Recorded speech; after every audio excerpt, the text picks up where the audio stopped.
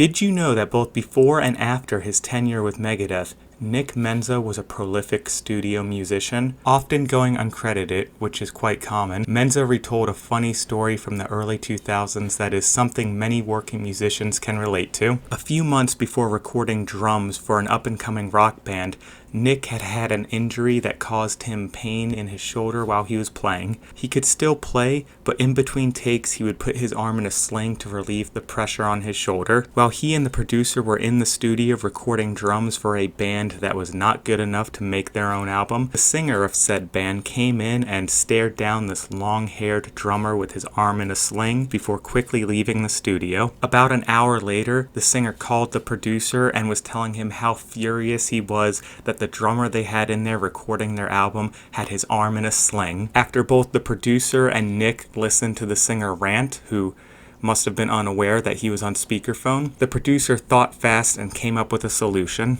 Okay, we'll get rid of the guy who has his arm in a sling.